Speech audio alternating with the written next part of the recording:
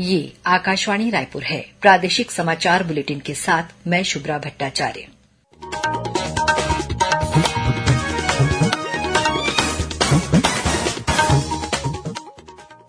और अब पेश है आज के मुख्य समाचार। राज्य मंत्रिमंडल ने रामलला दर्शन योजना शुरू करने का निर्णय लिया है।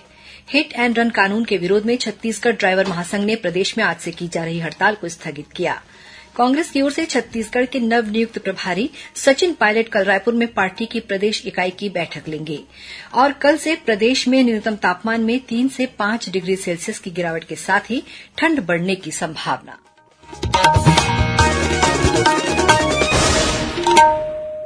अब समाचार विस्तार से। छत्तीसगढ़ मंत्रिमंडल ने रामलला दर्शन योजना शुरू करने का निर्णय लिया है। आज रायपुर में मुख्यमंत्री विष्णुदेव साय की अध्यक्षता में राज्य मंत्रिमंडल की बैठक हुई। बैठक के बाद उप मुख्यमंत्री अरुण साव ने पत्रकारों को बताया कि इस योजना के लिए IRCTC के साथ MOU किया जाएगा। योजना के तहत 18 से 75 वर्ष आयु के लोगों को अयोध्या में राम जन्मभूमि में बने भव्य मंदिर का दर्शन कराया जाएगा। यात्रा में जाने से पहले इन लोगों का स्वास्थ्य परीक्षण कराया जाएगा। योजना के तहत हर साल लगभग 20,000 यात्रियों को यात्रा पर ले जाया जाएगा। प्रथम चरण में 55 वर्ष से ऊपर के लोगों को अयोध्या की यात्रा कराई जाएगी। हितग्राहियों को उनके निवास से रेलवे स्टेशन लाने ले जाने की व्यवस्था जिला प्रशासन करेगा। प्रत्येक जिले से यात्रियों के साथ एक शासकीय अधिकारी भी भेजा जाएगा। योजना का क्रियान्वयन छत्तीसगढ़ पर्यटन मंडल करेगा। उन्होंने कहा कि इसके साथ ही राज्य सरकार ने मोदी की एक और गारंटी को पूरा कर दिया है। गौरतलब है कि अयोध्या में आगामी 22 जनवरी को श्री रामलला की प्राण प्रतिष्ठा होने जा रही है। इसके अलावा राज्य मंत्रिमंडल ने प्रफुल्ल भारत को छत्तीसगढ़ का महाधिवक्ता बनाने का भी निर्णय लिया है। मुख्यमंत्री विष्णुदेव साय आज रायपुर में आयोजित भाजपा के कार्यकर्ता अभिनंदन समारोह में शामिल हुए। इस अवसर पर उन्होंने कहा कि किसानों को धान खरीदी के अंतर की राशि जल्द दी जाएगी। श्री साय ने किसानों से अपील की कि वे धैर्य बनाए रखें और किसी के बहकावे में न आएं। श्री साय ने कहा कि छत्तीसगढ़ की जनता को मोदी की गारंटी का भरोसा है। मुख्यमंत्री ने कहा कि महतारी वंदन के लिए राज्य सरकार ने 3 दिवसीय विधानसभा के सत्र में बजट की व्यवस्था कर ली है। जल्द ही विवाहित माताओं बहनों को इस योजना के तहत प्रतिवर्ष 12,000 रुपए की आर्थिक सहायता दी जाएगी। कार्यक्रम को भाजपा के प्रदेश अध्यक्ष किरण सिंहदेव, उप मुख्यमंत्री विजय शर्मा, सांसद सुनील सोनी और शिक्षा मंत्री बृजमोहन अग्रवाल ने भी संबोधित किया। मुख्यमंत्री विष्णुदेव साय ने कहा है कि राज्य सरकार मीसाबंदियों की सम्मान राशि की बहाली के लिए पहल करेगी। श्री साय आज रायपुर में लोकतंत्र सेनानी संघ द्वारा आयोजित प्रांतीय परिवार सम्मेलन और सम्मान समारोह में शामिल हुए। इस अवसर पर श्री साय ने कहा कि मीसाबंदियों के साथ राज्य सरकार न्याय करेगी। इससे पहले भाजपा की सरकार में पूर्व मुख्यमंत्री डॉक्टर रमन सिंह ने मीसाबंदियों के लिए सम्मान राशि देने की शुरुआत की थी। सम्मेलन में प्रदेश भर से आए मीसाबंदी और उनके परिजनों ने अपनी आप बीती साझा की। छत्तीसगढ़ ड्राइवर महासंघ ने हिट एंड रन कानून के विरोध में प्रदेश में आज से की जा रही हड़ताल को स्थगित कर दिया है। महासंघ के पदाधिकारियों ने रायपुर सहित विभिन्न जिलों में कलेक्टरों से मिलकर चर्चा की और उसके बाद हड़ताल वापस ले ली है। महासंघ ने सभी ड्राइवरों से काम पर लौटने की अपील की है। इस बीच मुख्यमंत्री विष्णुदेव साय ने लोगों से किसी भी प्रकार की अफवाह में नहीं आने की अपील की है। वहीं केंद्र सरकार ने स्पष्ट किया है कि हिट एंड रन मामलों के लिए लाए गए कानून को अभी लागू नहीं किया गया है। केंद्रीय गृह सचिव अजय भल्ला ने कहा कि नए कानून को लागू करने से पहले अखिल भारतीय मोटर ट्रांसपोर्ट कांग्रेस के प्रतिनिधियों से बातचीत की जाएगी। उसके बाद ही कोई फैसला लिया जाएगा। वाहन चालकों को किसी भी प्रकार के बहकावे में आने और भयभीत होने की आवश्यकता नहीं है। इस संबंध में मंत्रालय ने वाहन चालकों को किसी प्रकार की अफवाहों पर ध्यान नहीं देने की अपील की है। परीक्षा पे चर्चा कार्यक्रम के 7वें चरण का आयोजन जनवरी माह के अंतिम सप्ताह में किया जाना प्रस्तावित है। इस कार्यक्रम में कक्षा 6वीं से 12वीं तक के विद्यार्थी, शिक्षक और अभिभावक 5 वस्तुनिष्ठ प्रश्नों का उत्तर देकर अपना नामांकन करा सकते हैं। विद्यार्थियों का नामांकन समूह में शिक्षकों द्वारा भी किया जा सकता है। नामांकन करने की अंतिम तिथि 12 जनवरी है। नामांकन के साथ साथ विद्यार्थी, शिक्षक और अभिभावक प्रधानमंत्री से पूछे जाने वाले प्रश्न भी प्रेषित कर सकते हैं। नामांकन कार्य में व्यावसायिक शिक्षा के प्रशिक्षकों और ICT के डिजी मित्रों का भी सहयोग लिया जा सकता है। परीक्षा पे चर्चा कार्यक्रम में सभी नामांकित प्रतिभागियों को सहभागिता प्रमाण पत्र प्रेषित किया जाएगा। स्कूल शिक्षा विभाग द्वारा सभी जिला शिक्षा अधिकारियों को निर्देशित किया गया है कि सभी विद्यालय के विद्यार्थियों, शिक्षकों और अभिभावकों का 100% नामांकन करवाएं। गौरतलब है कि परीक्षा पे चर्चा कार्यक्रम में प्रधानमंत्री नरेंद्र मोदी विद्यार्थियों को परीक्षा संबंधी तनाव से दूर रखने के लिए संवाद करते हैं। प्रादेशिक समाचार आप आकाशवाणी रायपुर से सुन रहे हैं।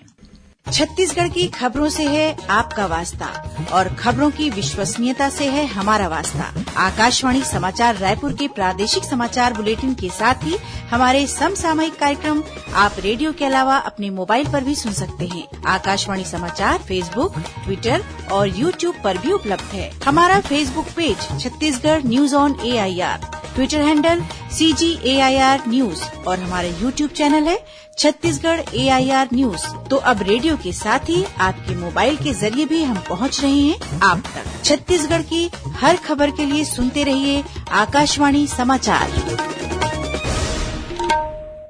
और अब आगे बढ़ते हैं बाकी के समाचारों की ओर।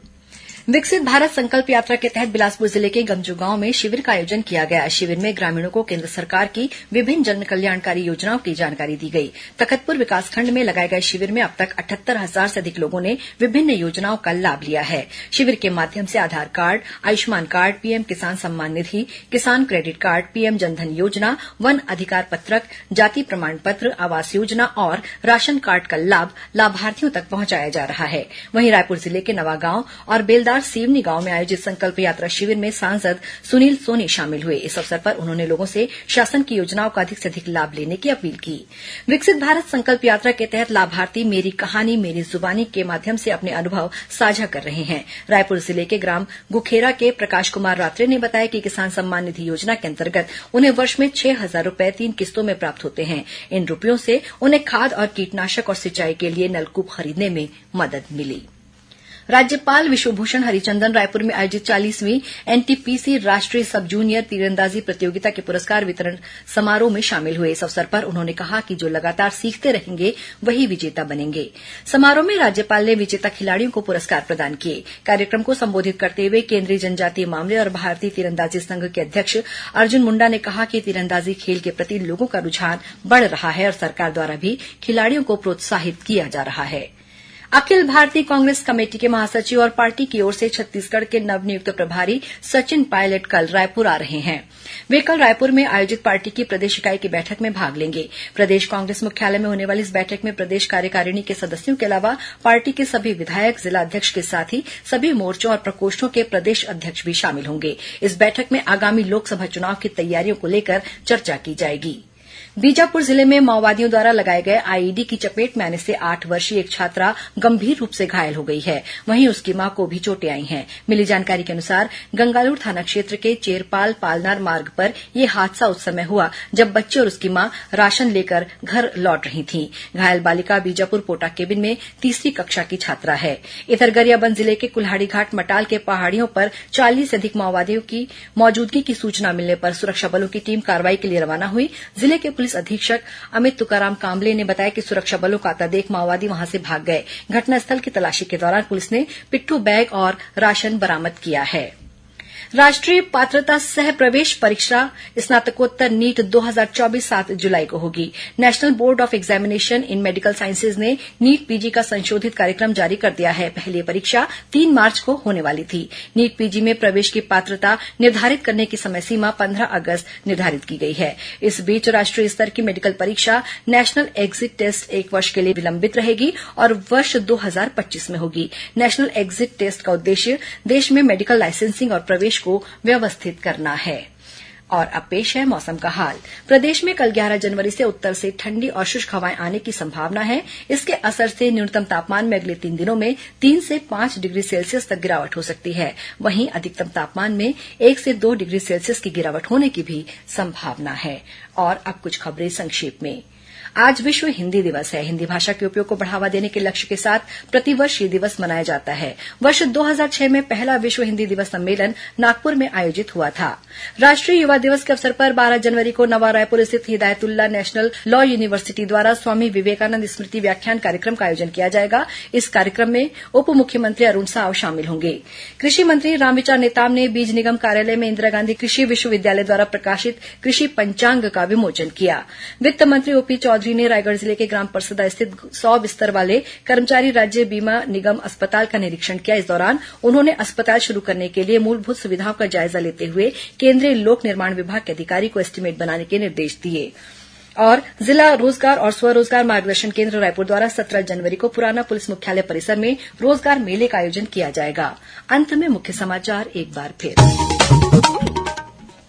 राज्य मंत्रिमंडल ने रामलला दर्शन योजना शुरू करने का निर्णय लिया है। हिट एंड रन कानून के विरोध में छत्तीसगढ़ ड्राइवर महासंघ ने प्रदेश में आज से की जा रही हड़ताल को स्थगित किया। कांग्रेस की ओर से छत्तीसगढ़ के नवनियुक्त प्रभारी सचिन पायलट कल रायपुर में पार्टी की प्रदेश इकाई की बैठक लेंगे और कल से प्रदेश में न्यूनतम तापमान में 3 से 5 डिग्री सेल्सियस की गिरावट के साथ ही ठंड बढ़ने की संभावना। इसी के साथ प्रादेशिक समाचार बुलेटिन समाप्त हुआ। नमस्कार।